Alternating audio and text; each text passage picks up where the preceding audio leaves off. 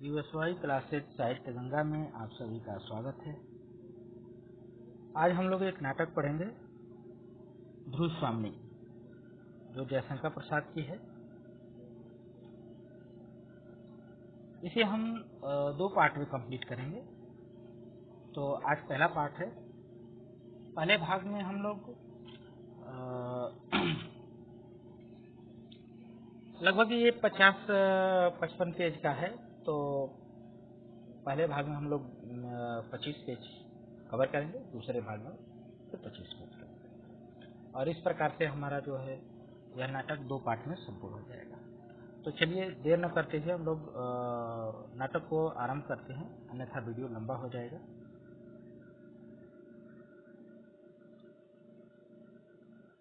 ये सूचना है तो इसे हम छोड़ते हैं, सीधे आते हैं हम पात्र परिचय पर। तो ध्रुव स्वामी नाटक के जो पात्र परिचय हैं उसमें आप देख सकते हैं चंद्रगुप्त है, रामगुप्त है, ध्रुव स्वामी है, पुरोहित है, शकराज है, खिंगल है, मिहिरदेव है, ध्रुव स्वामी है, मंदाकिनी है, कोमा है, सामंत कुमार है, और शक, सामंत, प्रतिहार, प्रहरी, दासी, कुबड़ा, बौना, हिजड़ा, ये सभी पात्र हैं। ठीक है। तो ये जो ऊपर के जो ये सीरियल नंबर से पात्र आपको दिखाई दे रहे हैं, ये इम्पोर्टेंस महत्वपूर्ण पात्र हैं। ठीक है। जैसे हम देखें, चंद्रगुप्त हो गया, समुद्रगुप्त हो गया, शिखर स्वामी हो गया, ये सब महत्वपूर्ण पात्र हैं। जैसे पुरोहित हो गया, शकराज हो गया, खिंगल हो गया, मिहिरदेव हो गया, ध्रुव स्वामी हो गई, मंदाकिनी हो गई, कोमा हो गया। इधर देखें तो सामंत कुमार तो इम्पोर्टेंस नहीं है, कुबड़ा, बौना, हीरा। ठीक है, तो इनको छोड़ देते हैं। लेकिन आपको याद रखने हैं, लेकिन ये ज्यादा महत्वपूर्ण नहीं, ज्यादा महत्वपूर्ण ये ऊपर वाले हैं। ठीक है, ज्यादा महत्वपूर्ण कौन है? ऊपर वाले। तो चंद्रगुप्त हो गया, रामगुप्त हो गया, शिखर स्वामी हो गया, पुरोहित हो गया, शकराज हो गया, खिंगल हो गया, मिहिरदेव हो गया, ध्रुव स्वामी हो गई, मंदाकिनी हो गई और कोमा हो गई। तो आपको पात्र परिचय में इनका नाम आपको याद रखना है। ठीक है, चलिए प्रथम अंक की ओर चलते हैं। देखेंगे प्रथम अंक, शिविर का पिछला भाग। प्रथम अंक का शुरुआत होता है, उसका दृश्य है, प्रस्तुत है कि शिविर का पिछला भाग, जिसके पीछे पर्वतमाला, जिसके पीछे पर्वतमाला के प्राचीर है। शिविर का एक कोना दिखाई दे रहा है, जिससे सटा हुआ चंद्रगुप्त टंगा है, जिससे सटा हुआ चंद्रगुप्त टंगा है। मोटी मोटी रेशमी डोरियों से सुनहले काम के पर्दे खंभे से बंधे हैं। 2-3 सुंदर मंच रखे हुए हैं। चंद्रातक और पहाड़ी के बीच छोटा सा कुंज, पहाड़ी पर से एक पतली जलधारा उस हरियाली में बहती है। झरने के पास शिलाओं में चिपकी हुई लता की डालियां पवन में हिल रही हैं, यानी हवा के साथ हिल रही हैं। 2-4 छोटे बड़े वृक्ष हैं, जिन पर फलों से लदी हुई सेवती की लता छोटा सा झुरमुट बना रही है। शिविर के कोने से ध्रुव स्वामी का प्रवेश होता है। जो ये शिविर का दृश्य है, और शिविर के कोने से ध्रुव स्वामी उसमें शिविर में प्रवेश करती है। पीछे पीछे एक लंबी और कुरूप स्त्री, उसके साथ पीछे पीछे एक लंबी और कुरूप स्त्री जो है चुपचाप नंगी तलवार लेकर के आती है। ध्रुव स्वामी ध्रुवस्वामी कहती है सामने पर्वत की ओर देखकर, पर्वत की ओर देखती है, सामने जो पर्वत है उसकी ओर देखते हुए कहती है सीधा तना हुआ, पर्वत की ओर इशारा करते हुए कह रही है कि सीधा तना हुआ अपने प्रभुत्व की साकार कठोरता, अभद्र अभ्रभेदी उन्मुक्त शिखर और इन क्षुद्र कोमल निरीह लताओं और पौधों को इसके चरण में लौटना ही चाहिए न। तो साथ खड़ी जो खड़गधारणी की ओर देख कर कहती है, जो उसके पीछे पीछे जो तलवार लेकर के स्त्री आई है, प्रवेश की है, उसकी ओर देखते हुए पूछती है कि क्यों मंदाकिनी नहीं आई। उससे पूछती है कि क्यों मंदाकिनी नहीं आई, तो बहु उत्तर नहीं देती है, बोलती क्यों नहीं।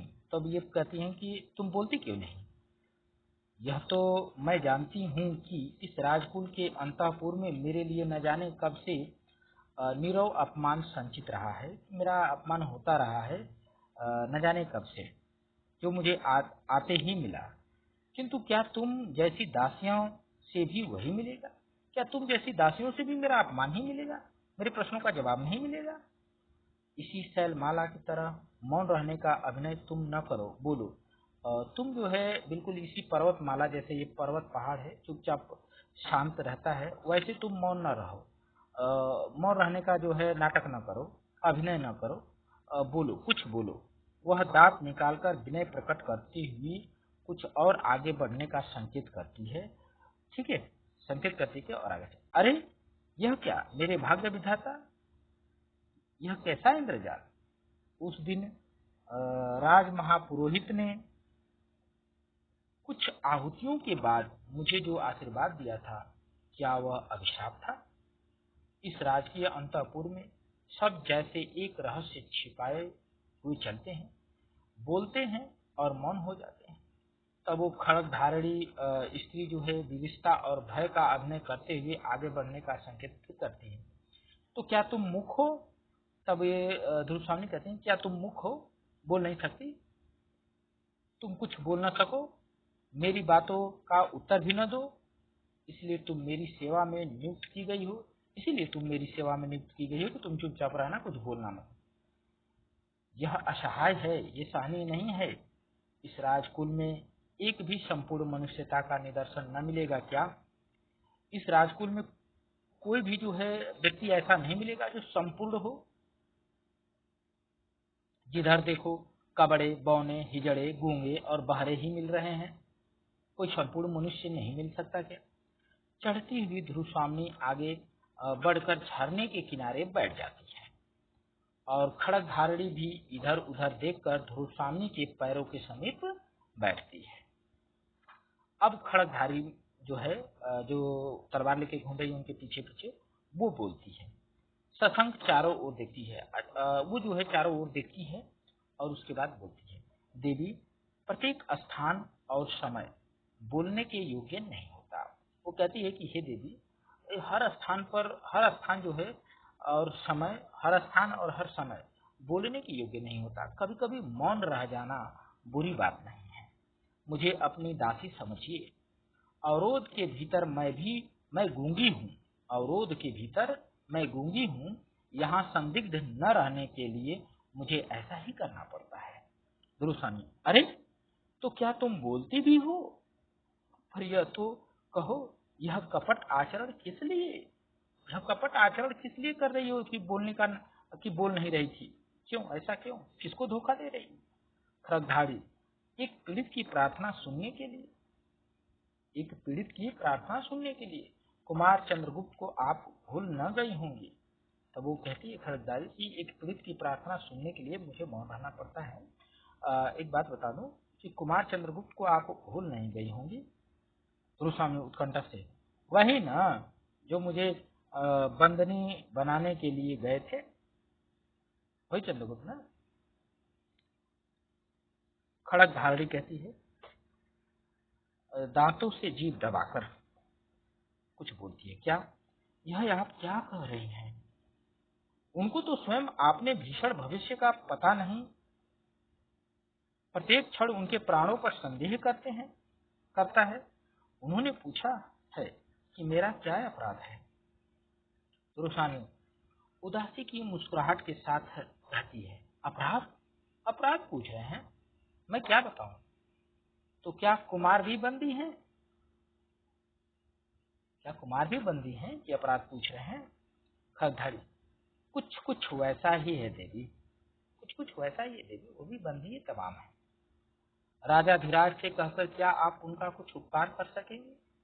तो खरीदारी कहती है कि क्या आप राजा धीराज यानी जो आपके पति हैं, जो राजा हैं, उनसे कह करके उनका कुछ उपकार कर सकेंगे क्या? रुसा ने, हाँ मैं क्या कर सकूंगी, मैं तो अपने ही प्राणों का मूल्य नहीं समझ पाती। मुझ पर राजा का कितना अनुग्रह है यह भी मैं आज तक नहीं जान सकी। मैंने तो कभी उनका मधुर संभाषण सुना ही नहीं। विलासनियों के साथ मदिरा में उन्मत्त उन्हें अपने आनंद से अवकाश कहाँ है जो मेरी बात सुने। खड़गधारी तब कहती है, तब तो अदृष्ट ही कुमार के जीवन का सहायक होगा। उन्होंने पिता का दिया हुआ स्वत्व और राज्य का अधिकार तो छोड़ ही दिया, इसके साथ अपनी एक अमूल्य निधि भी। कहते कहते सहसा रुक जाती है। कौन? खड़गधारी। तब ध्रुव सामने बोलती है, अपनी अमूल्य निधि? ये अमूल्य निधि वह क्या है?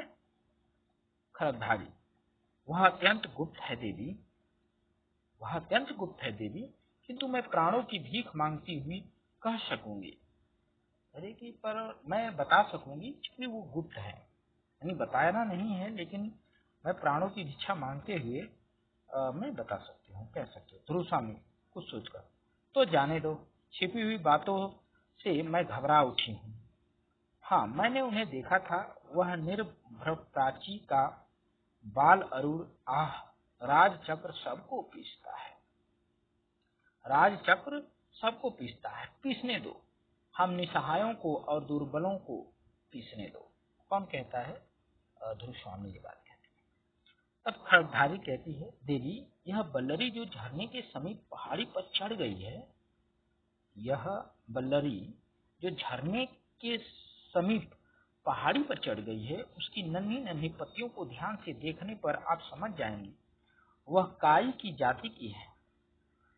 प्राणों की क्षमता बढ़ा लेने पर वही काई जो बिछलन बनकर गिर सकती थी, अब दूसरों को ऊपर चढ़ने का अवलंबन बन गई है। जो कभी बिछलन बनती थी, अब जो है किसी को ऊपर चढ़ने का आधार बन गई है। ध्रुव स्वामी आकाश की ओर देखकर बोलती है, क्या वह बहुत दूर की बात है। कितना कठोरता है। मनुष्य के हृदय में देवता को हटाकर राक्षस कहां से घुस आता है। कुमार की स्निग्ध सरल और सुंदर मूर्ति को देखकर कोई भी प्रेम से पुलकित हो सकता है, किंतु उन्हें उन्हीं का भाई आश्चर्य है। ध्रुव कहते हैं कि जो कुमार है यानी चंद्रगुप्त मौर्य, उनको उनको स्निग्ध यानी उनकी स्निग्धि और सरल स्वभाव सुंदर मूर्ति को देखकर कोई भी प्रेम से पुलकित हो सकता है, लेकिन उन्हीं का भाई नहीं, उन्हीं का भाई प्रेम से पुलकित नहीं हो रहा है। आश्चर्य की बात है। खड़गधारी बोलती है, कुमार को इतने में ही संतोष होगा कि उन्हें कोई विश्वास पूर्वक स्मरण कर लेता है। रही अभ्युदय की बात तो उनको अपना बाहुबल और भाग्य पर विश्वास है, उनको अपनी भुजाओं पर और भाग्य पर विश्वास है। लेकिन अगर कोई उन्हें विश्वास पूर्वक स्मरण कर लेता है तो उनको संतोष होगा कि चलिए ठीक है। तुरुस्वामी बोलती है, किंतु उन्हें कोई ऐसा साहस का काम न करना चाहिए। तुरुस्वामी कह रही कि उनको जो है कोई ऐसा साहस का काम नहीं करना चाहिए जिससे उनकी परिस्थिति और भी भयानक हो जाए, जिससे उनकी परिस्थिति, जिस परिस्थिति में वो गुजर रहे हैं उस परिस्थिति से कहीं और भयानक परिस्थिति न हो जाए। खड़गधारी खड़ी हो जाती है।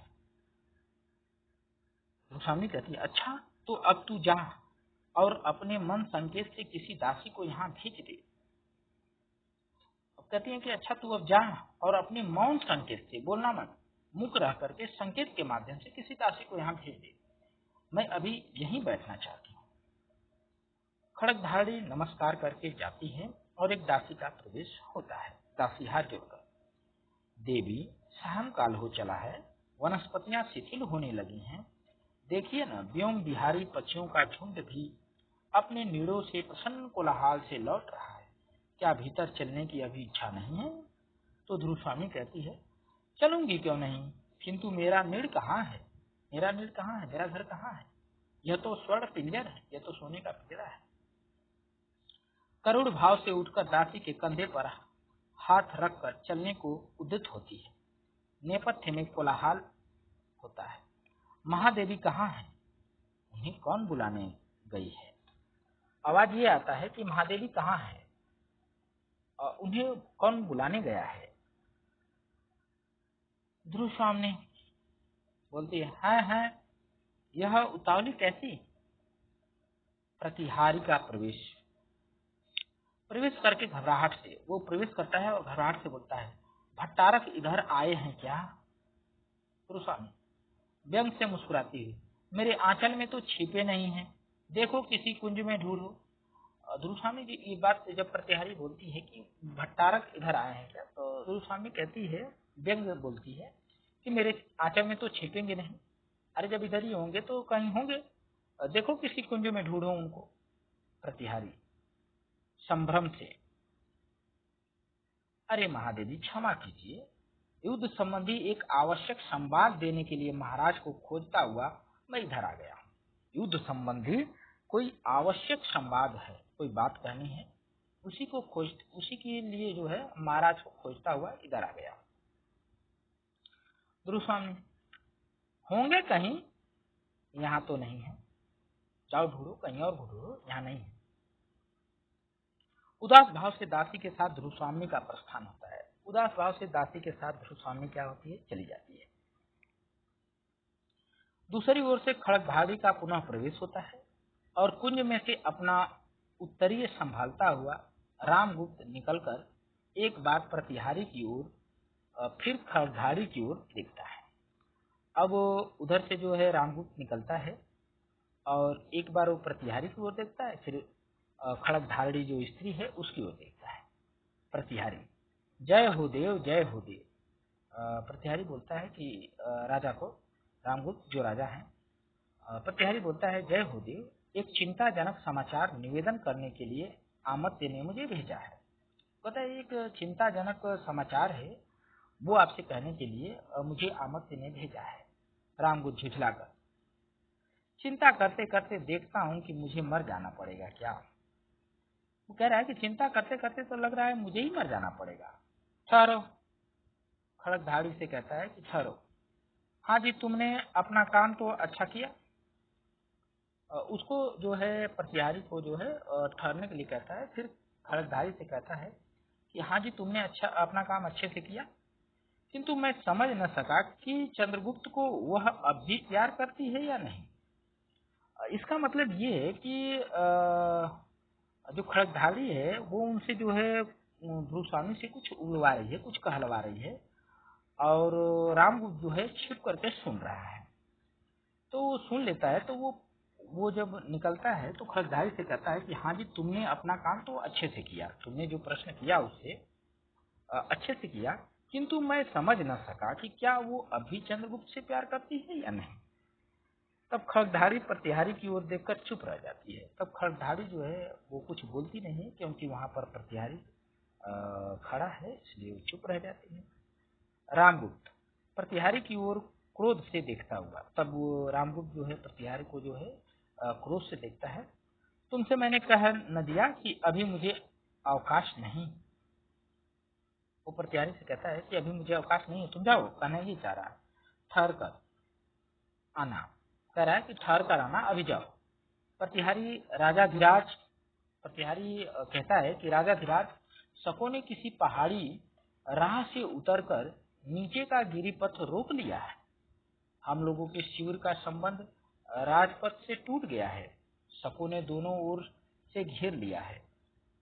रामगुप्त, दोनों ओर से घिरा रहने में शिविर और भी सुरक्षित है। रामगुप्त कहता है कि कोई बात नहीं, जब दोनों ओर से घेर लिए हैं तो दोनों ओर से घेरा रहने से जो है शिविर और सुरक्षित है। मूर्ख चुप रह, और उसको डांट देता है कि और तो सुरक्षित हो गया मूर्ख, तुम चुप रह। और उसके बाद खड़धाड़ी से फिर बोलता है, तो ध्रुव देवी क्या मन ही मन चंद्रगुप्त को, है ना मेरा संदेह ठीक? यानी वो ये कहता है खड़धाड़ी से कि तो ध्रुव देवी क्या मन ही मन चंद्रगुप्त को प्रेम करती है, स्नेह करती है, ये बात सही है ना, मेरा संदेह ठीक है?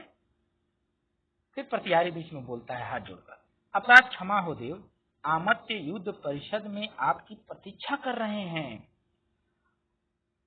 अब रामगुप्त हृदय पर हाथ रखकर, युद्ध तो यहाँ भी चल रहा है, युद्ध तो यहाँ भी चल रहा है, देखता नहीं जगत की अनुपम सुंदरी मुझसे स्नेह नहीं करती, और मैं हूँ इस देश का राजाधिराज, और मुझसे यह सुंदरी जो है, यानी चंद्रगुप्त ध्रुव स्वामी को कह रहा है कि वो मुझसे स्नेह नहीं करती, वो किसी और से स्नेह करती है, अर्थात चंद्रगुप्त की ओर इशारा करता है।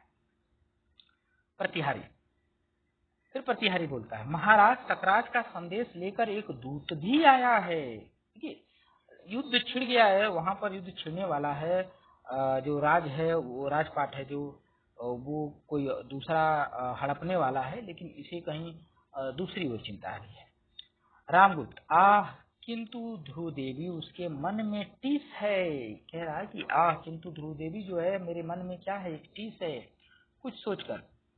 फिर बोलता है, जो स्त्री दूसरे के शासन में रहकर, जो स्त्री दूसरे के शासन में रहकर और प्रेम किसी अन्य पुरुष से करती है, उसमें एक गंभीर और व्यापक रस उद्वेलित रहता होगा, वही तो नहीं जो चंद्रगुप्त से प्रेम करेगी, वह स्त्री न जाने कब चोट कर बैठे, भीतर भीतर न जाने कितनी कुचक्र घुमाने लगेंगे। खड़गधाड़ी से सुना, उसकी खड़गधाड़ी से बोलता है कि सुना तुमने, ध्रुव देवी से कह देना चाहिए कि वह मुझे और मुझसे ही प्यार करे, केवल महादेवी बन जाना ठीक नहीं है। यानी खड़गधाड़ी से कहता है कि वो जा करके ध्रुव स्वामी से बता दे कि केवल महाराज से ही वो प्रेम करे, ठीक है, केवल महादेवी बन जाना ठीक नहीं है। खड़गधाड़ी का प्रतिहारी के साथ प्रस्थान और शिखर स्वामी का प्रवेश होता है। यानी खड़गधाड़ी का और प्रतिहारी का जो है शिविर से प्रस्थान होता है और शिखर स्वामी का प्रवेश हो जाता है। शिखर स्वामी, कुछ आवश्यक बातें कहनी है देव। शिखर स्वामी बोलता है कि कुछ आवश्यक बातें कहनी है देव। रामगुप्त चिंता से उंगली दिखाते हुए, चिंतित है और उंगली दिखाते हुए, जैसे आप बातें कर रहा हो, ऐसे वो उंगली दिखाता है जैसे वो खुद से बातें कर रहा हो। ध्रुव देवी को लेकर क्या साम्राज्य से भी हाथ धोना पड़ेगा? नहीं तो फिर? तब वो बोलता है कि क्या ध्रुव देवी यानी ध्रुव स्वामी को लेकर के क्या इस साम्राज्य से भी हाथ धोना पड़ेगा? नहीं तो फिर? कुछ सोचने लगता है। ठीक तो है, सहसा मेरे राजदंड ग्रहण कर लेने से पुरोहित आमत्य और सेनापति लोग छिपा हुआ विद्रोह भाव रखते हैं। शिखर से, वो शिखर स्वामी से कहता है ना, केवल एक तुम ही मेरे विश्वास पात्र हो। वो शिखर स्वामी से कहता है केवल तुम ही एक हो जो मेरे विश्वास पात्र हो, समझा ना? उससे हुकारी भी भरवाता है। यही गिरिपथ सब झगड़ों का अंतिम निर्णय करेगा। कह रहा है कि यही गिरिपथ, यही जो पर्वतों के जो रास्ते से जो विरोधी शत्रु प्रवेश कर रहे हैं, इन झगड़ों का अंतिम निर्णय यहीं से होगा। क्यों आमत्य? जिसकी भुजाओं में बल न हो उसकी मस्तिष्क में कुछ होना चाहिए। कह रहा है कि जिसकी भुजाओं में बल न हो तो कम से कम उसके मस्तिष्क में तो कुछ होना चाहिए, यानी दिमाग से काम ले। तब जो बल से काम नहीं है, बल ही नहीं है, भुजाओं में बल ही नहीं है, तो दिमाग का काम यूज करना चाहिए। शिखर स्वामी एक पत्र देकर, पहले इसे पढ़ लीजिए। रामगुप्त पत्र को पढ़ते पढ़ते आश्चर्य से चौंक उठता है। चौंकिए मत, यह घटना इतनी आकस्मिक है कि कुछ सोचने का अवसर नहीं मिलता, शिखर स्वामी कहता है। तब रामगुप्त ठहरकर बोलता है, है तो ऐसा ही, किंतु एक बार ही मेरे प्रतिकूल भी नहीं है। मुझे इसकी संभावना पहले से ही थी। शिखर स्वामी आश्चर्य से, हैं? तब तो महाराज ने अवश्य ही कुछ सोच लिया होगा। तो वो कहते हैं जब पहले से ही इसकी संभावना आपको थी, तब तो आप अवश्य ही कुछ सोच लिए होंगे। मेघ संकुल आकाश की तरह जिसका भविष्य घिरा हो, उसकी बुद्धि को तो बिजली के समान चमकना ही चाहिए। रामगुप्त सशंक होकर बोलता है, कह दूं? सोचा तो है मैंने, परंतु क्या तुम उसका समर्थन करोगे? रामगुप्त कहता है कि सोचा है मैंने, कह दूं तुम उसका समर्थन करोगे? शिखर स्वामी, यदि नीति युक्त हुआ तो अवश्य समर्थन करूंगा।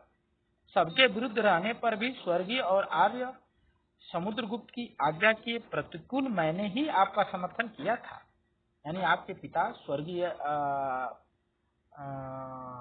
समुद्रगुप्त यानी आर्य समुद्रगुप्त की आज्ञा के प्रतिकूल यानी विपरीत मैंने ही आपका समर्थन किया था। नीति सिद्धांत के आधार पर ज्येष्ठ राजपुत्र को, ठीक है, यानी राजा बनना था चंद्रगुप्त को, क्योंकि रामगुप्त में जो है न बुद्धि थी, न विवेक था, न बल था, तो चंद्रगुप्त को राजा बनना था, ठीक है। लेकिन समर्थन शिखर स्वामी उसका करता है और उसे राजा बनवा देता है बुद्धि से। तो उसी को वो बात कह रहा है। रामगुप्त बोलता है, बात काट करते हैं। रामगुप्त जो है बीच में बात काट देता है और बोलता है, हाँ वह तो मैं जानता हूँ कि तुम इस समय जो प्रश्न सामने आ गया है उस पर विचार करो, वो तो मैं जानता हूँ। यह तुम जानते हो कि मेरी इस विजय यात्रा का कोई गुप्त उद्देश्य है। यह तो तुम जानते ही हो कि मेरी इस विजय यात्रा का कोई गुप्त उद्देश्य है। उसकी सफलता भी दिखाई पड़ रही है। हाँ, थोड़ा सा साहस चाहिए ताकि मैं उसे कर सकूं। शिखर स्वामी, वह क्या? रामगुप्त, शकदूत संधि के लिए जो प्रमाण चाहता हो उसे अस्वीकार न करना चाहिए। कह रहा है, रामगुप्त कह रहा है कि जो शक का जो दूत है, जो शकों का जो दूत हमारे यहाँ आया है, संधि के लिए जो प्रस्ताव लाया है, उसे स्वीकार कर लेना चाहिए, अस्वीकार नहीं करना चाहिए। ऐसा करने में इस संकट के बहाने जितनी विरोधी प्रकृति हैं, उस सबको हम लोग सहज में ही हटा सकेंगे। अर्थात जो हमारे विरोध में, हमारे ही राज्य में जो हमारे विरोधी हैं, उनको भी हटाया जा सकता है, उनसे भी मुक्ति मिल सकती है। शिखर स्वामी, भविष्य के लिए यह चाहे अच्छा हो। शिखर स्वामी कहता है कि भविष्य के लिए चाहे यह अच्छा हो, किंतु इस समय तो हम लोगों को बहुत से विघ्नों का सामना करना पड़ेगा। रामगुप्त हंसकर, तब तुम्हारी बुद्धि कब काम आएगी? तब रामगुप्त हंसकर बोलता है कि तब तुम्हारी बुद्धि कब काम आएगी? और हाँ, चंद्रगुप्त के मनोभाव का कुछ पता लगा? क्या तुम चंद्रगुप्त के मन में जो भाव उत्पन्न हो रहे हैं उसका कुछ पता लगा पाए? शिखर स्वामी, कोई नई बात तो नहीं है। रामगुप्त, मैं देखता हूं कि मुझे पहले अपने अंतःपुर के ही विद्रोह का दमन करना होगा। रामगुप्त बोलता है कि मुझे तो सबसे पहले लग रहा है कि अपने ही अंतःपुर के ही विद्रोह का दमन करना चाहिए। अंतःपुर मतलब जो राजमहल में जो स्त्रियां जहाँ रहती हैं, ठीक है, यानी ध्रुव स्वामी की वो बात कर रहे हैं, और उनकी जो दासियां हैं, सहेलियां हैं, उनकी बात। निश्वास लेकर ध्रुव देवी के हृदय में चंद्रगुप्त की आकांक्षा धीरे धीरे जाग रही है। वो बोल रहा है, रामगुप्त बोलता है कि मुझे लग रहा है कि ध्रुव देवी के हृदय में चंद्रगुप्त के प्रति जो आकांक्षा है, स्नेह है, प्रेम है, वो धीरे धीरे जाग रहा है। शिखर स्वामी, यह असंभव नहीं है। शिखर स्वामी भी कहता है कि यह कोई नई बात नहीं है, असंभव नहीं है, किंतु महाराज इस समय आपको दूत से साक्षात करके उपस्थित राजनीति पर ध्यान देना चाहिए, न कि ध्रुव स्वामी पर। यह एक विचित्र बात है कि प्रबल पक्ष संधि के लिए संदेश भेजे हैं। संधि के लिए संदेश भेजे हैं। रामगुप्त, विचित्र हो चाहे सचित्र। रामगुप्त कहते हैं कि विचित्र हो चाहे सचित्र, अमत्य तुम्हारी राजनीतिज्ञता इसी में है कि भीतर और बाहर के सब शत्रु एक ही चाल में परास्त हो तो चली। कह रहे हैं कि तुम्हारी चाल इसी में है, तभी सब ठीक है, तुम्हारी चाल तभी सही है जब बाहर के शत्रु और भीतर के शत्रु एक ही चाल में परास्त हो जाए, तब तो उसे चला जाए। अब दोनों का, अब ये बात कह करके दोनों का प्रस्थान हो जाता है। मंदाकिनी का शशांक भाव से प्रवेश, और मंदाकिनी का क्या होता है, प्रवेश होता है। मंदाकिनी चारों ओर देखकर बोलती है, भयानक समस्या है। मूर्खों ने स्वार्थ के लिए साम्राज्य के गौरव का सर्वनाश करने का निश्चय कर लिया है। सच है, वीरता जब भागती है तब उसके पैरों से राजनीति छंद की धूल उड़ाती है। कुछ सोचकर कुमार चंद्रगुप्त को यह सब समाचार शीघ्र ही मिलना चाहिए। अर्थात मंदाकिनी जो है, इनकी बातें, रामगुप्त और शिखर स्वामी की बातें वो क्या करती है, सुन लेती है। अब वो कहती है कि यह समाचार जो है चंद्रगुप्त को बताना चाहिए। गूंगी के अभिनय में महादेवी के हृदय का आवरण तनिक सा हटा है, किंतु वह थोड़ा सा स्निग्ध भाव भी कुमार के लिए कम महत्व नहीं रखता। कुमार चंद्रगुप्त कितना समर्पण का भाव है उसमें। वो कहती है कि कुमार चंद्रगुप्त में कितना समर्पण का भाव है, और उसका बड़ा भाई रामगुप्त कपाटचारी है। जी करता है इसे कलुषित वातावरण से कहीं दूर विस्मृत में अपने को छिपा लो, पर मंदा, तुझे विधाता ने क्यों बनाया, सोचने लगती है। नहीं, मुझे हृदय कठोर करके अपना कर्तव्य करने के लिए यहाँ रुकना होगा, न्याय का दुर्बल पक्ष ग्रहण करना होगा। और उसके बाद गीत गाने शुरू करती है। यह कशक अरे आंसू सहजा, यह कशक अरे आंसू सहजा, बनकर विनम्र अभिमान मुझे, मेरा अस्तित्व बता रह जा, बन प्रेम छलक कोने कोने, अपनी नीरव गाथा कह जा, करुणा बन दुखिया वसुधा पर, शीतलता फैलाता बह जा। उसके बाद वो जाती है। ध्रुवसामनी का उदास भाव से धीरे धीरे फिर प्रवेश होता है। पीछे एक परिचारिका पान का डिब्बा लिए हुए और दूसरी चमर लिए हुए, और दूसरी परिचारिका है जो चमर लिए हुए ध्रुवसामनी के एक मंच पर बैठकर अधरों पर उंगली रखकर कुछ सोचने लगती है। ध्रुवसामनी जो है एक मंच पर बैठ जाती है। ये सब आती हैं और ध्रुवसामनी जो है मंच पर बैठ जाती है और अधरों पर यानी होठों पर उंगली रखकर कुछ सोचने लगती है। चमर धारणी चमर चलाने लगती है। ध्रुवसामनी दूसरी परिचारिका से बोलती है, हाँ क्या कहा, शिखर स्वामी कुछ कहना चाहते हैं? कह दो, कल सुनूंगी, आज नहीं। शायद शिखर स्वामी ने संदेश भिजवाया हो दूसरी परिचारिका से कि हम ध्रुवसामनी से बात करना चाहते हैं या कुछ कहना चाहते हैं। तो वो कहती है कि हाँ, तुमने क्या कहा, शिखर स्वामी मुझसे कुछ कहना चाहते हैं, तो उनसे कह दो कल सुनूंगी, आज नहीं। परिचारिका, जैसी आज्ञा। तो मैं कहाँ आऊं कि आमत्य से कल महादेवी बात करेंगी?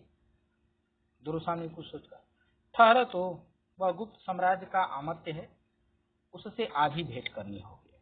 ठहरो, जाने दो, मत कहो, आज ही बात कर लेते हैं। हाँ, यह तो बताओ, तुम्हारे राजकुल में नियम क्या है? पहले आमत्य की मंत्रणा सुननी पड़ती है, तब राजा से भेंटें होती हैं। तुम्हारे राजकुल में कौन सा नियम है? पहले आमंत्रित की मंत्रणा सुनना पड़ेगा कि पहले राजा से भेंट हो जाएगी? क्योंकि मैं महारानी हूँ। तुम्हारे राज्य में, तुम्हारे राजकुल में नियम क्या है? परिचारिका दांतों से जीभ दबाकर, ऐसा नियम तो मैंने नहीं सुना। यह युद्ध शिविर है ना, परम भट्टारक को अवसर न मिला होगा। महादेवी, आपको संदेह न करना चाहिए। तो हे महादेवी, आपको संदेह नहीं करना। ध्रुवसामनी, मैं महादेवी ही हूं ना, मुझे तो इस पर भी संदेह है। यदि यह सत्य है कि मैं महादेवी हूं, तो क्या तुम मेरी आज्ञा से कुमार चंद्रगुप्त को यहाँ बुला सकती हो? अगर मैं महारानी हूँ, महादेवी हूँ, अगर यह सत्य है, तो क्या तुम मेरी आज्ञा मान करके चंद्रगुप्त को यहाँ बुला सकती हो? मैं चाहती हूँ कि अमात्य के साथ ही कुमार से भी कुछ बातें कर लूं। मैं चाहती हूँ कि अमात्य के साथ साथ चंद्रगुप्त से भी कुछ बातें कर लूं। परिचारिका, क्षमा कीजिए, इसके लिए तो पहले अमात्य से पूछना होगा। तब परिचारिका कहती है कि क्षमा कीजिए, इसके लिए तो मुझे अमात्य से पूछना होगा। ध्रुवस्वामी क्रोध से उसकी ओर देखने लगती है और वह पान का डिब्बा रखकर चली जाती है। एक बौने कुबड़े और हिजड़े के साथ प्रवेश होता है। एक बौने कुबड़े और हिजड़े के साथ प्रवेश। कुबड़ा, युद्ध भयानक युद्ध। कुबड़ा बोलता है कि युद्ध भयानक युद्ध। बौना, हो रहा है कि कहीं होगा मित्र। हिजड़ा, बहनों यही युद्ध करके दिखाओ ना, महादेवी भी देख ले। तब हिजड़ा बोलता है कि बहनों यही युद्ध करके दिखाओ ना, महादेवी भी देख ले। बौना कुबड़े से बोलता है, सुनता है रे, तू अपना हिमाचल इधर कर दे, मैं दिग्विजय करने के लिए कुबेर पर चढ़ाई करूंगा। उसकी कुबड़ को दबाता है और कुबड़ा अपने घुटनों और हाथों के बल बैठ जाता है। हिजड़ा कुबड़े की पीठ पर बैठता है। बौना एक मूर्छल लेकर तलवार की तरह उसे घुमाने लगता है। हिजड़ा, अरे यह तो मैं हूँ, नल कुबर की बधू। दिग्विजय वीर, क्या तुम स्त्री से युद्ध करोगे? लौट जाओ, कल आना। मेरे ससुर और आर्यपुत्र दोनों ही उर्वशी और रंभा के अभिसार से अभी नहीं आए हैं। कुछ आज ही तो युद्ध करने का शुभ मुहूर्त नहीं है। लौट जाओ। क्या तुम स्त्री से युद्ध करोगे? बौना मूर्छल से पटा घूमता हुआ, नहीं, आज ही युद्ध होगा। तुम स्त्री नहीं हो, तुम्हारी उंगलियां तो मेरी तलवार से भी अधिक चल रही हैं। कुबड़ तुम्हारे नीचे है, तब मैं कैसे मान लूं कि तुम न तो नल कुंवर हो और न कुबेर। तुम्हारे वस्त्रों में धोखा न खा सकूंगा, तुम्हारे वस्त्रों से मैं धोखा न खा सकूंगा। तुम पुरुष हो, युद्ध करो। तुम पुरुष हो, महिला का वस्त्र धारण करने से महिला नहीं हो सकते। हिजड़ा उसी तरह मटकते हुए, अरे मैं स्त्री हूँ, बहनों कोई मुझसे ब्याह भले ही कर सकता है, लड़ाई में क्या जानूं, मुझसे तो कोई ब्याह कर सकता है, लेकिन मैं युद्ध क्या जानूं। दासी के साथ शिखर स्वामी का प्रवेश होता है। एक दासी के साथ शिखर स्वामी का प्रवेश होता है। शिखर स्वामी, महादेवी की जय हो। शिखर स्वामी बोलता है, महादेवी की जय हो। शिखर स्वामी पे जो है रामगुप्त विश्वास करता है। दूसरी ओर से एक युवती दासी के कंधे पर सहारा लिए कुछ मदिरा के नशे में रामगुप्त का प्रवेश होता है। अब एक दासी युवती के कंधे का सहारा लेकर के और मदिरा के नशे में रामगुप्त का भी प्रवेश होता है। मुस्कुराता हुआ बौने का खेल देखने लगता है। जो बौने, हिजड़ा और कुबड़ा जो खेल रहे हैं उनको देखने लगता है। ध्रुवस्वामी उठकर खड़ी हो जाती है और शिखर स्वामी रामगुप्त को संकेत करता है। इतने में ध्रुवस्वामी जो है खड़ी हो जाती है। तब शिखर स्वामी जो है रामगुप्त को संकेत करता है कि बोलो क्या बोलना है, जो भी बोलना है। रामगुप्त कुछ भर्राए हुए कट से बोला, महादेवी की जय हो। रामगुप्त बोलता है। ध्रुवस्वामी, स्वागत है महाराज। रामगुप्त एक मंच पर बैठ जाता है और शिखर स्वामी ध्रुवस्वामी के इस उदासीन शिष्टाचार से चकित होकर सिर खुजलाने लगता है। कुबड़ा, दुहाई राजाधिराज की, मुझे हिमालय का कुबड़ दुखने लगा। न तो यह नल कुंवर की बधू मेरे कुंवर से उठती है और न तो यह बौना मुझे विजय ही कर लेता है। रामगुप्त हंसते, वाह रे वाह मनवीर, यह दिग्विजय का नाटक खेला जा रहा है क्या? बौना अकड़कर, बामन के बलि विजय की गाथा और 3 पगों की महिमा सब लोग जानते हैं। मैं भी 3 लात में इसका कुंवर सीधा कर सकता हूँ।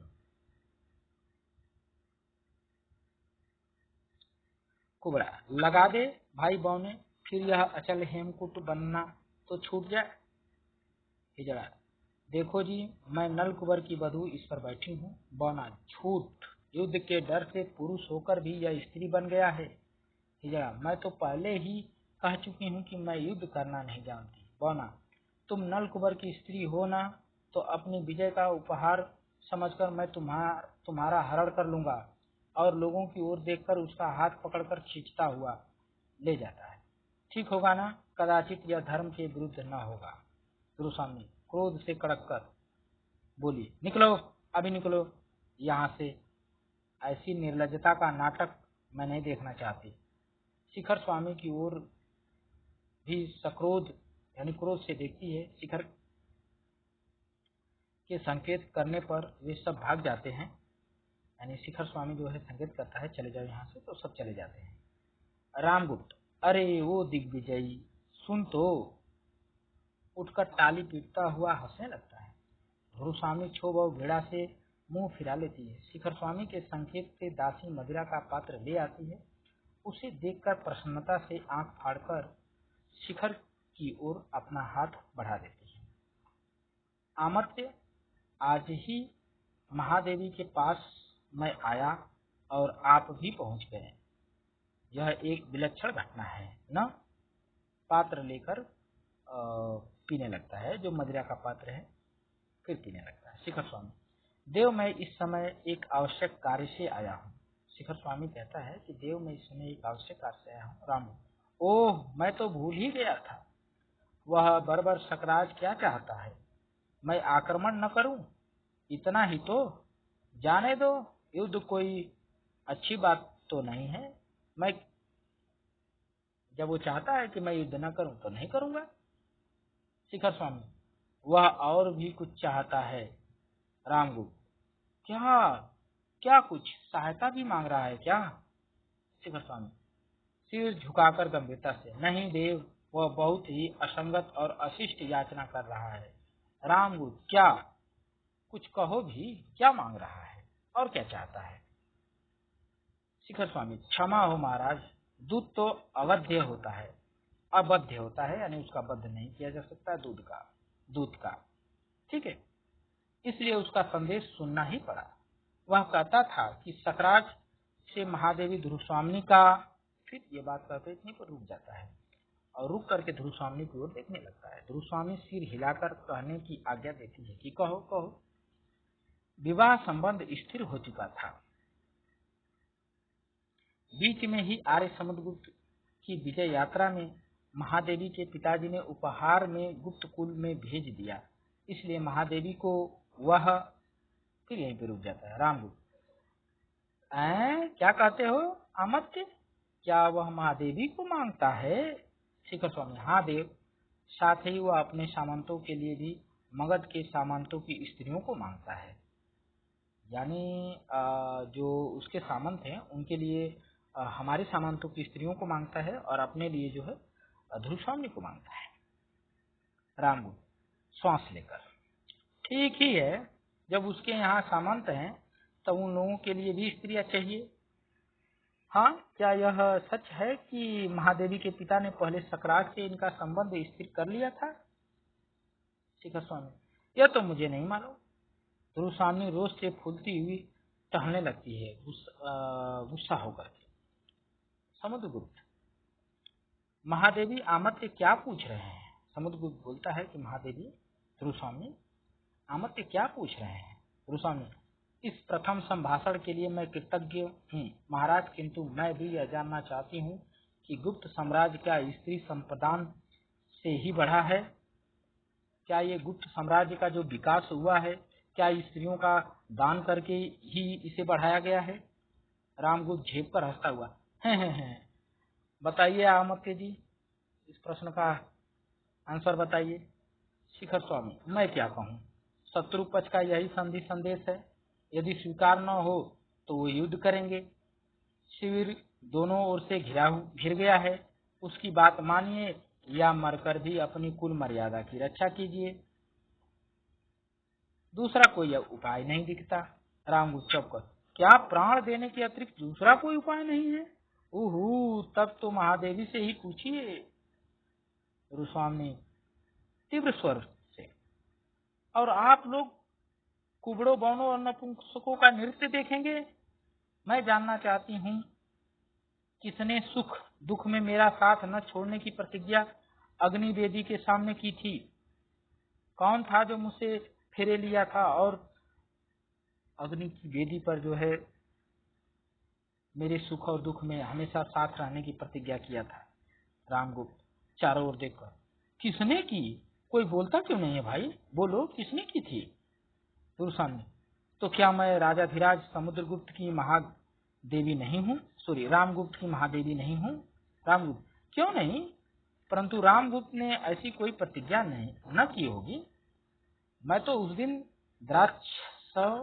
द्राक्षासव में डुबकी लगा रहा था। पुरोहितों ने न जाने क्या क्या पढ़ दिया होगा। उन सब बातों का बोझ मेरे सिर पर कदापि नहीं। दुर्वासा निस्सहाय होकर दीनता से शिखर स्वामी के प्रति यह तो हुई राजा की व्यवस्था। अब सुनो मंत्री महोदय क्या कहते हैं। शिखर स्वामी, मैं कहूंगा देवी, अवसर देखकर राज्य की रक्षा करने वाली उचित सम्मति दे देना ही तो मेरा कर्तव्य है। राजनीति के सिद्धांत से राष्ट्र की रक्षा सब उपायों से करने का आदेश है। राजनीति यही कहती है कि राष्ट्र की रक्षा सभी उपायों से किया जाता है। उसके लिए राजा, रानी, कुमार या अमात्य सबका विसर्जन किया जा सकता है, किंतु राज्य का विसर्जन नहीं।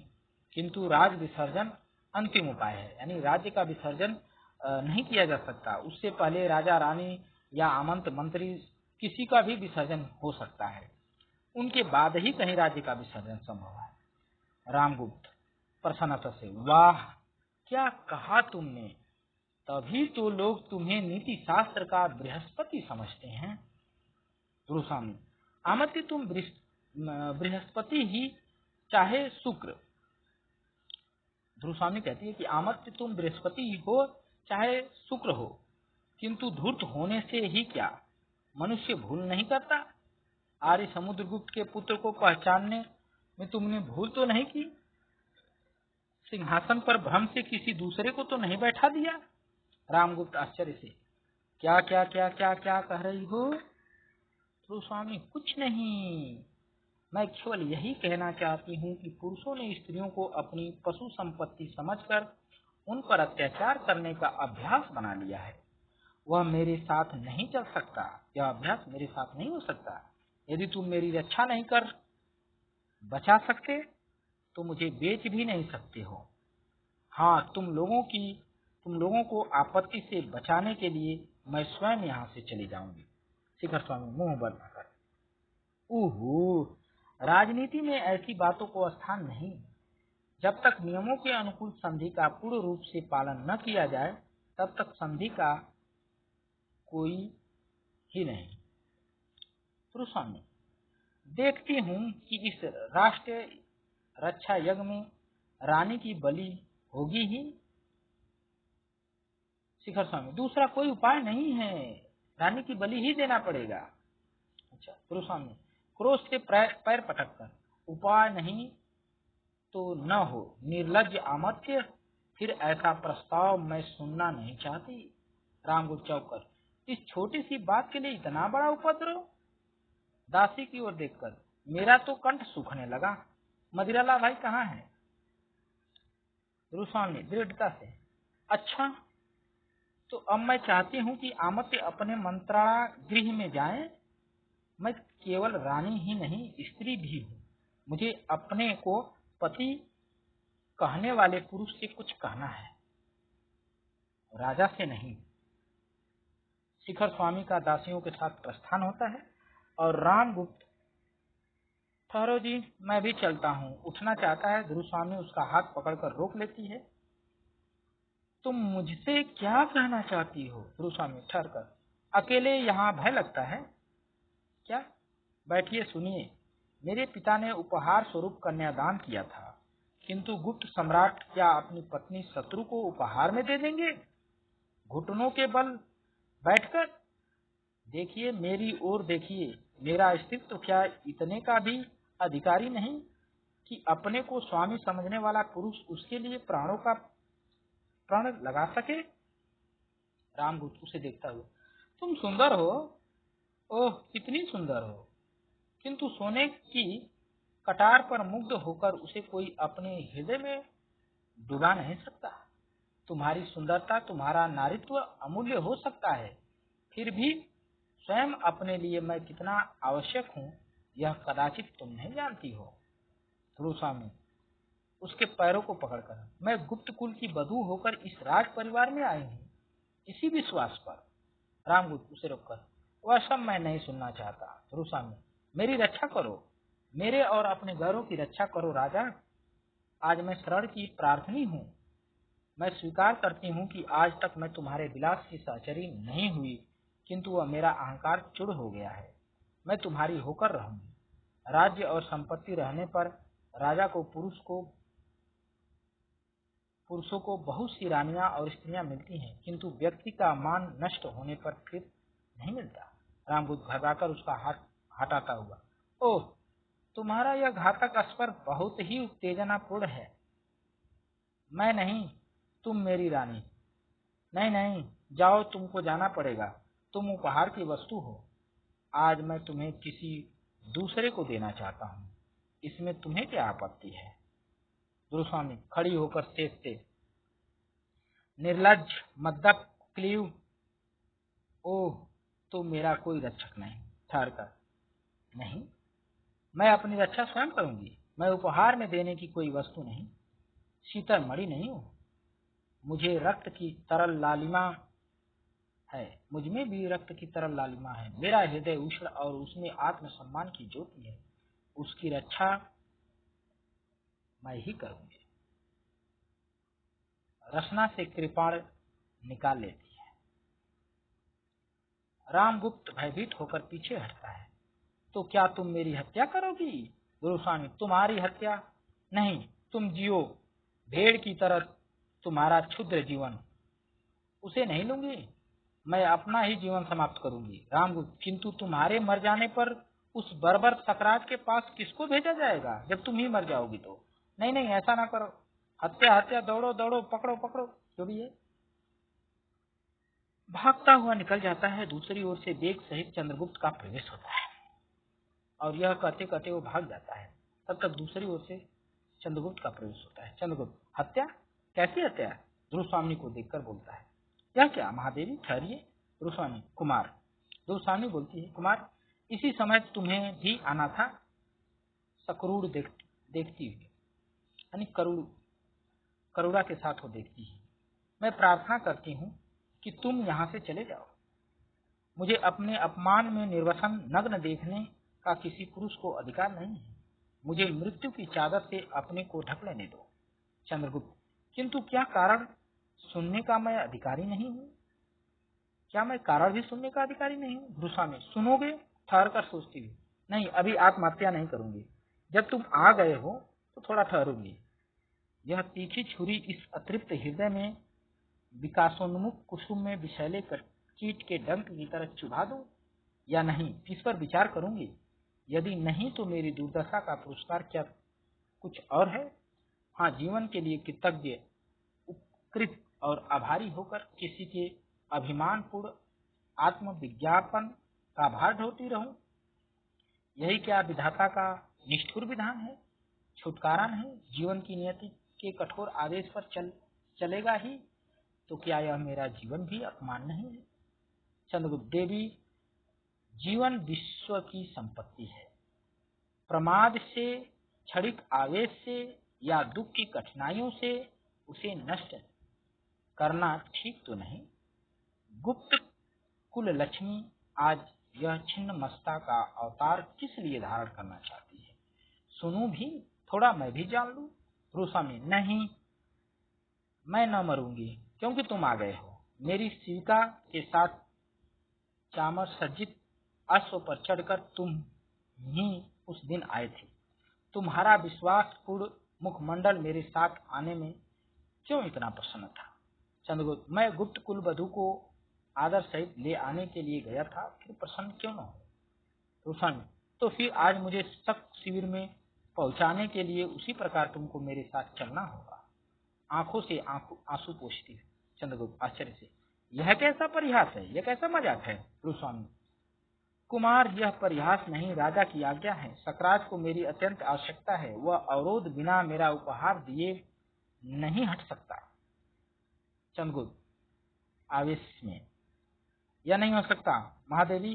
जिस मर्यादा के लिए, जिस महत्व को स्थिर रखने के लिए मैंने राजदंड ग्रहण न करके अपना मिला हुआ अधिकार छोड़ दिया, उसका यह अपमान मेरे जीवित रहते आर्य समुद्रगुप्त के स्वर्गीय गर्व को इस तरह पर दलित न होना पड़ेगा। ठहर कर और भी एक बात है, मेरे हृदय के अंधकार में प्रथम किरण सी आकर जिसने अज्ञात भाव से अपना मधुर आलोक ढाल दिया था, उसको भी मैंने केवल इसीलिए भुलाने का प्रयत्न किया कि उसके बाद सहसा चुप हो जाता है। गोस्वामी आंख बंद किए हुए कुतूहल नारी प्रसन्नता से, हाँ हाँ कहो कहो। शिखर स्वामी के साथ रामगुप्त का प्रवेश हो जाता है। रामगुप्त, देखो तो कुमार, यह भी कोई बात है? आत्महत्या कितना बड़ा अपराध है। चंद्रगुप्त, और आपसे तो वह भी नहीं हो सकता, नहीं, आपसे तो वह भी नहीं करते बनता। रामगुप्त शिखर स्वामी से कहता है, देखो कुमार के मन में छुपा हुआ कलुष कितना कितना कितना भयानक है। शिखर स्वामी, कुमार विनय गुप्त कुल का सर्वोत्तम गृह विधान है, उसे न भूलना चाहिए। चंद्रगुप्त व्यंग से हंसकर बोलता है, अमर्त्य, तभी तो तुमने व्यवस्था दी है कि महादेवी को देकर भी संधि की जाए, क्योंकि यही तो विनय की प्रकाष्ठा है। ऐसा विनय प्रवचनकों का आवरण है जिसमें सील न हो और सील परस्पर सम्मान की घोषणा करता है। का पुरुष आर्य समुद्रगुप्त का सम्मान। शिखर स्वामी बीच में बात काटकर, उसके लिए मुझे प्राणदंड दिया जाए, मैं उससे अविचलित भाव से ग्रहण करूंगा, परंतु राज और राष्ट्र का रक्षा होना चाहिए। मंदाकिनी का प्रवेश होता है। राजा अपने राष्ट्र की रक्षा करने में असमर्थ है। मंदाकिनी कहती है कि राजा अपने राष्ट्र की रक्षा करने में असमर्थ है, तब भी उस राजा की रक्षा होनी चाहिए। अमर्त्य, यह कैसी व्यवस्था है? तुम मृत्युदंड के लिए उत्सुक, महादेवी आत्महत्या करने के लिए प्रस्तुत, फिर यह हिचक क्यों? एक बार अंतिम बल से परीक्षा कर देखो, बचोगे तो राष्ट्र और सम्मान भी बचेगा, नहीं तो सर्वनाश हो जाएगा। चंद्रगुप्त, आह मंदा, भला तू कहाँ से यह उत्सव भरी बातें कहने के लिए आ गई? ठीक तो है। अमर्त्य, सुनो यह स्त्री क्या कह रही है। चंद्रगुप्त अपने हाथों को मसलते हुए, दुर्भिसंधि, छल, मेरे प्राण लेने का कौशल। चंद्रगुप्त, तब आओ हम स्त्री बन जाएं और बैठकर रोएं। हिजड़ा प्रवेश करके, कुमार स्त्री बनना सहज नहीं है। हिजड़ा बोलता है प्रवेश करते ही कि कुमार स्त्री बनना सहज नहीं है, कुछ दिनों तक मुझसे सीखना होगा। सबका मुंह देखता है और शिखर स्वामी के मुंह पर हाथ फेरता है। ओहो, तुम नहीं बन सकते, तुम्हारे ऊपर बड़ा कठोर आवरण है। कुमार के समीप जाकर, कुमार, मैं शपथ खाकर कह सकती हूँ कि यदि मैं अपने हाथों से सजा दूं तो आपको देखकर महादेवी का भ्रम हो जाए। चंद्रगुप्त उसका कान पकड़कर बाहर कर देता है। दुर्वासा, उसे छोड़ दो कुमार, यहाँ पर एक वही नपुंसक तो नहीं है, बहुत सारे नपुंसक है, बहुत से लोगों में से किसको किसको निकालोगे। चंद्रगुप्त उसे छोड़कर चिंतित सा टहलने लगता है और शिखर स्वामी रामगुप्त के कानों में कुछ कहता है। चंद्रगुप्त सहसा खड़े होकर के, अमर्त्य, तो तुम्हारी ही बात रही, हाँ, उसमें तुम्हारे सहयोगी हिजड़े की भी सम्मति मुझे अच्छी लगी। मैं ध्रुवस्वामी बनकर अन्य सामंत कुमारों के साथ सकराज के पास जाऊंगा। यदि मैं सफल हुआ तब तो कोई बात नहीं, अन्यथा मेरी मृत्यु के बाद तुम लोग जैसा उचित समझना वैसा करना। अर्थात चंद्रगुप्त कहता है कि मैं ही ध्रुवस्वामी बन करके जाऊंगा। ध्रुवस्वामी चंद्रगुप्त को अपनी भुजाओं में पकड़कर, नहीं, मैं तुमको न जाने दूंगी। मेरे क्षुद्र दुर्बल नारी जीवन का सम्मान बचाने के लिए इतने बड़ी बलिदान की आवश्यकता नहीं है। रामगुप्त आश्चर्य से, छोड़ो छोड़ो, यह कैसा अनर्थ है, सबके सामने यह कैसी निर्लज्जता है। ध्रुवस्वामी चंद्रगुप्त को छोड़ते हुए जैसे चैतन्य होकर, यह पाप है जो मेरे लिए अपनी बलि दे सकता है, जो मेरे स्नेह है ठहर कर, अथवा इससे क्या, सकराज क्या मुझे देवी बनाकर भक्ति भाव से मेरी पूजा करेगा? वारे लज्जाशील पुरुष। शिखर स्वामी फिर रामगुप्त के कान में कुछ कहता है। रामगुप्त स्वीकार सूचक सिर हिलाता है। शिखर स्वामी, राजाधिराज आज्ञा दीजिए, यही एक उपाय है जिसे कुमार बता रहे हैं किंतु राजनीतिक की दृष्टि से महादेवी का भी वहां जाना आवश्यक है। किंतु राजनीतिक दृष्टि से महादेवी का भी वहां जाना जरूरी है। चंद्रगुप्त क्रोध से, क्यों आवश्यक है? यदि उसे जाना ही पड़ा तो फिर मेरे जाने से क्या लाभ? तब मैं न जाऊंगा। रामगुप्त, नहीं, यह मेरी आज्ञा है। सामंत कुमारों के साथ जाने के लिए प्रस्तुत हो जाओ। अर्थात रामगुप्त चाहता है कि दोनों एक ही साथ समाप्त हो जाए। ध्रुवस्वामी, तो कुमार, हम लोगों का चलना निश्चित ही है, अब इसमें विलंब की आवश्यकता नहीं। चंद्रगुप्त का प्रस्थान। ध्रुवस्वामी मंच पर बैठकर रोने लगती है। रामगुप्त, अब यह कैसा अभिनय? मुझे तो पहले से ही शंका थी और आज तो तुमने मेरी आंखें भी खोल दी। ध्रुवस्वामी, अनार्य निष्ठुर, मुझे कलंक कालिमा के कारागार में बंद कर मर्म वाक्य के धुएं से दम घोटकर मार डालने की आशा न करो। आज मेरी असहायता मुझे अमृत पिलाकर मेरा निर्लज्ज जीवन बढ़ाने के लिए तत्पर है। उठकर हाथ से निकल जाने का संकेत करती है। जाओ, मैं एकांत चाहती हूँ। शिखर स्वामी के साथ रामगुप्त का प्रस्थान होता है। ध्रुवस्वामी कितना कहती है, कितना अनुभूतिपूर्ण था वह एक क्षण का आलिंगन, कितने संतोष से भरा था। नियति ने अज्ञात भाव से मानो लू से तपी हुई वसुधा को क्षितिज के निर्जन से सायंकालीन शीतल आकाश में से मिला दिया हो। ठहरकर जिस वायुविहीन प्रदेश में उखड़ी हुई सांसों में बंधन हो, अर्गला हो, वह रहते रहते यह जीवन असहाय हो गया था। तो भी मरूंगी नहीं, संसार के कुछ दिन विधाता के विधान में अपने लिए सुरक्षित करा लूंगी। कुमार, तुमने वही किया जिसे मैं बचाती रही। तुम्हारे उपकार और स्नेह के वर्षा से मैं भीगी जा रही हूँ। ओह, हृदय पर अंगुली रखकर, इस वक्षस्थल में दो हृदय हैं क्या? जब अंतरंग हाँ करना चाहता है तब ऊपरी मन ना क्यों कहला देता है? चंद्रगुप्त प्रवेश करके, महादेवी, हम लोग प्रस्तुत हैं, किंतु ध्रुवस्वामी के साथ शक शिविर में जाने के लिए हम लोग सहमत नहीं है। ध्रुवस्वामी हंसकर, राजा की आज्ञा मान लेना ही पर्याप्त नहीं, रानी की भी एक बात मानोगे? मैंने तो पहले ही कुमार से प्रार्थना की थी कि मुझे जैसे ले आए हो उसी तरह पहुंचा भी दो। चंद्रगुप्त, नहीं, मैं अकेला ही जाऊंगा। ध्रुवस्वामी, कुमार, यह मृत्यु और निर्वासन का सुख तुम अकेले ही लोगे? ऐसे नहीं हो सकता। राजा की इच्छा क्या है यह जानते हो? मुझसे और तुमसे एक साथ ही छुटकारा पाना। तो फिर वही क्यों न हो, हम दोनों ही चलेंगे मृत्यु के गहन में। प्रवेश करने के समय मैं भी तुम्हारी ज्योति बनकर बुझ जाने की कामना रखती हूँ और भी एक विनोद प्रलय का परिहास देख सकूंगी।